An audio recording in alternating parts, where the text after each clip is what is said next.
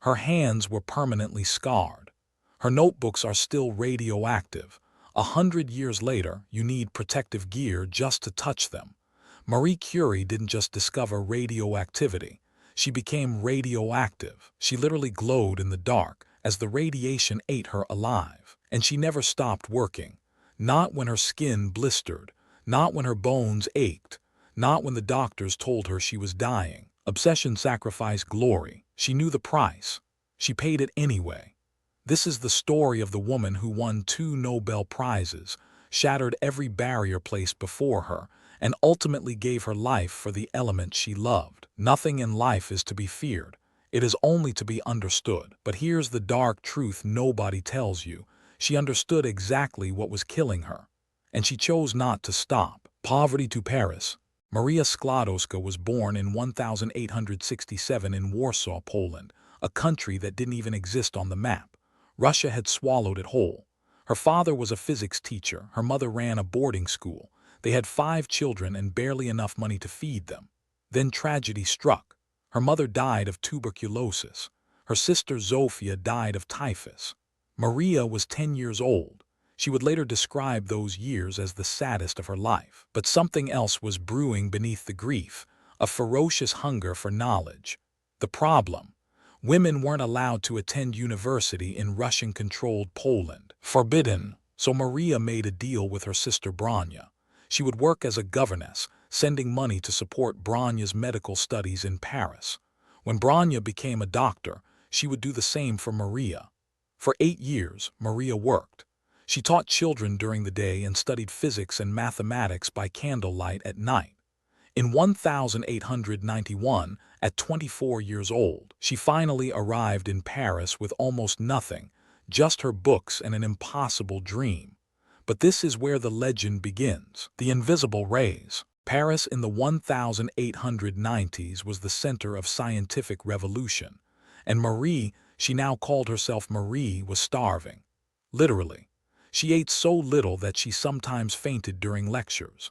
Her apartment had no heating. She slept under all her clothes to survive the winter. But her mind was on fire.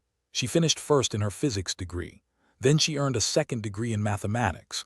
And then she met Pierre Curie, a brilliant physicist with the same obsession for science that burned inside her.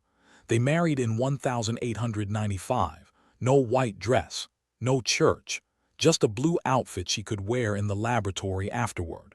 Their honeymoon: a bicycle trip through the French countryside, stopping to collect mineral samples. This wasn't just love. This was a scientific partnership that would change the world. When Wilhelm Röntgen discovered X-rays in 1895, and Henry Becquerel found that uranium emitted mysterious rays in 1896, Marie became obsessed with one question: where did these invisible rays come from? If this story of scientific obsession is resonating with you, hit that like button and subscribe for more forgotten history, because what she discovered next would terrify the world. A deadly discovery. Marie started her investigation in a converted shed behind the School of Physics. It was freezing in winter, boiling in summer, and the roof leaked when it rained. Her equipment, basic at best. Her funding, almost nothing. But she had something more powerful than money. She had a theory. The rays were not coming from a chemical reaction, but from the atom itself. This was revolutionary. The atom was supposed to be indivisible, the smallest building block of matter. But Marie believed something was happening inside the atom, something science had never imagined. She tested every known element. She ground ore into powder, dissolved it in acids, measured its radiation over and over. And then she found it, a substance 400 times more radioactive than uranium. She named it polonium after her occupied homeland. Poland, freedom, hope. But she wasn't done. The measurements didn't add up. There had to be something else. Something even more powerful hiding in the uranium ore. Something that would become both her greatest triumph and her death sentence. I am among those who think that science has great beauty. What she found next would glow in the dark. Radium's glow. For 4 years, Marie and Pierre worked like people possessed.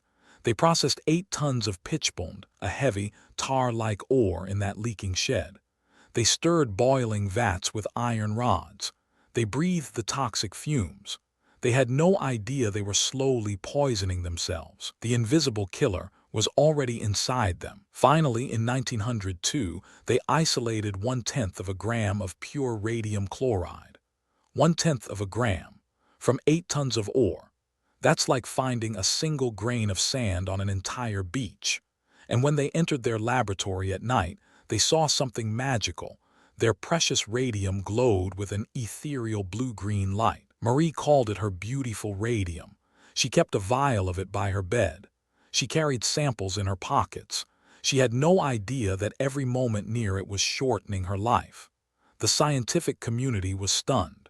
Here was a woman, a Polish immigrant woman, who had just discovered 2 new elements and proven that atoms could decay. Impossible, revolutionary, historic. But recognition would come with a devastating catch: stolen glory.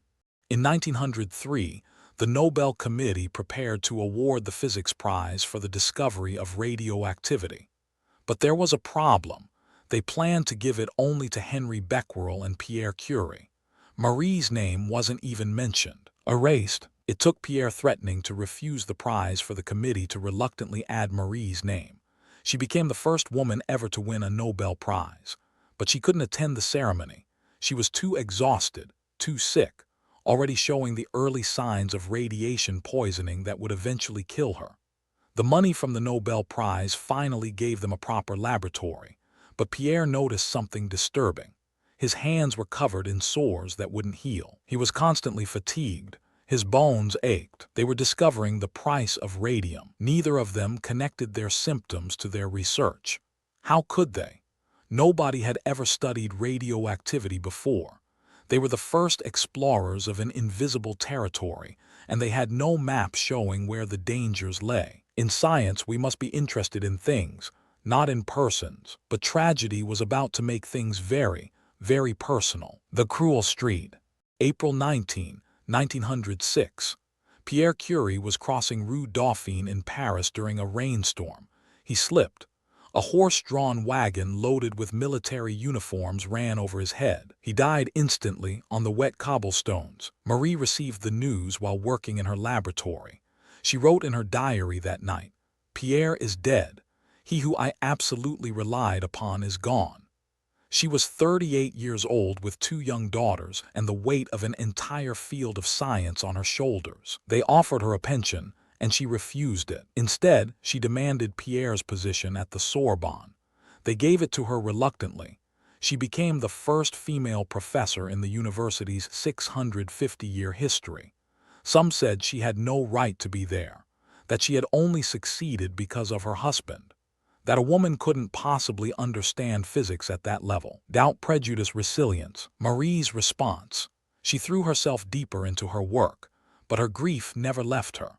She wrote letters to Pierre for years after his death, filling notebook after notebook with words he would never read. And the radiation continued its invisible work inside her body. Scandal and shame. In 1911, Marie Curie was nominated for a second Nobel Prize, this time in chemistry, for isolating pure radium. No one had ever won 2 Nobels in 2 different sciences, but just before the announcement, French newspapers exploded with scandal. Marie had been having an affair with Paul Langevin, a married physicist and former student of Pierre's. Destroyed. An angry mob gathered outside her house. Newspapers called her a foreign homewrecker, a Jewish temptress.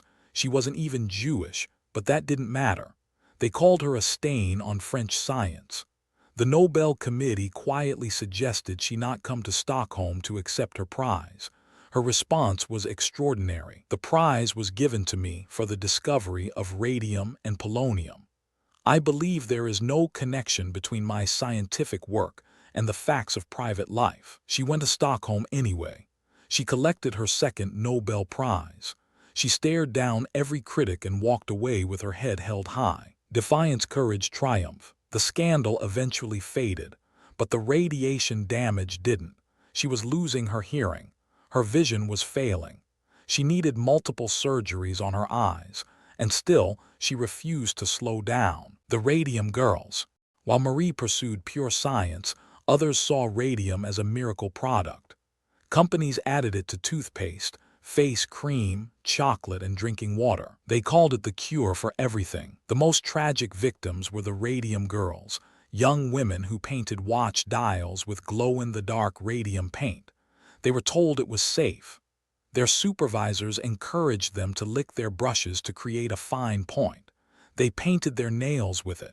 They put it on their teeth to glow for their boyfriends. 1. Their teeth fell out. 2. Their jaws crumbled. 3. Their bones turned to dust. 4. They died in agony. By the mid-1920s, they were dying in horrifying ways. Their jaws literally fell apart. Their bones broke from the slightest pressure. They became walking dead, poisoned by the very element Marie Curie had discovered. Marie knew the dangers by then. She always handled radium with lead screens and never touched it directly in her later years. But the damage was already done to her own body. The radium girls would eventually win a landmark lawsuit that created modern workplace safety standards. But it was too late for most of them. And it was too late for Marie too. War hero. When World War I erupted in 1914, Marie Curie made an extraordinary decision. She took all her Nobel Prize money, every franc, and tried to donate it to the French war effort. The government refused, so she found another way to help. She designed mobile X-ray units and drove them to the front lines herself. She called them Petite Curie's little Curies. She trained her 17-year-old daughter Iron as an X-ray technician. Together, they drove into war zones, setting up equipment in field hospitals while shells exploded around them. Over 1 million soldiers were X-rayed using Marie's mobile units. Bullets were located. Shrapnel was found. Lives were saved. She estimated her work helped save hundreds of thousands of soldiers. And every time she used those machines, she absorbed more radiation. Every exposure shortened her remaining years. Service, sacrifice, legacy. You cannot hope to build a better world without improving the individuals. After the war, she was celebrated as a hero. She toured America and met President Harding. But her body was failing faster now. The radiation had done too much damage. The final price. By the early 1930s, Marie Curie was going blind. Her fingers were covered in radiation burns that never healed. She was constantly exhausted, racked with fevers, her bones aching. Doctors couldn't figure out what was wrong. They tested for tuberculosis, for influenza, for everything they could think of. Radiation. Nobody thought to test for radiation poisoning because nobody knew what it looked like. Marie herself refused to believe that her beloved radium could be killing her. On July 4, 1934, Marie Curie died in a sanatorium in the French Alps. The official cause was aplastic anemia. Her bone marrow had been destroyed by decades of radiation exposure. She was 66 years old. Her body was so radioactive, they buried her in a lead-lined coffin. Today, her personal effects, her notebooks, her furniture, even her cookbook, are stored in lead-lined boxes at the Bibliothèque Nationale in Paris. Anyone who wants to view them must wear protective clothing and sign a liability waiver. She will remain radioactive for another 500 years. But here's what matters: Marie Curie knew the risks. By the end, she absolutely understood what radium was doing to her, and she kept working anyway, because to her, the knowledge was worth the price. Every single day, we benefit from her sacrifice. Marie Curie won 2 Nobel Prizes. She discovered 2 elements. She pioneered an entirely new field of physics. She helped save 1 million soldiers in World War I. She broke every barrier placed in front of women in science. Pioneered genius martyr. And she did it while being mocked, attacked, scandalized, and slowly killed by the very element she loved. Her daughter Iron went on to win her own Nobel Prize. Her granddaughter became a nuclear physicist. The Marie Curie Cancer Care Organization has helped millions. The element curium bears her name. She proved that passion can overcome prejudice, that dedication can overcome discrimination, that one person, one stubborn, brilliant, obsessive person, can change everything. I was taught that the way of progress is neither swift nor easy. She paid with her life, but she bought us a new understanding of the universe. If you made it this far, Comment radioactive to prove you're among the few who truly understand the price of knowledge. The truth is never comfortable, but it is always worth knowing. Marie Curie knew that better than anyone. History has more to teach us. Subscribe if you want to learn. Until next time, stay curious, stay vigilant.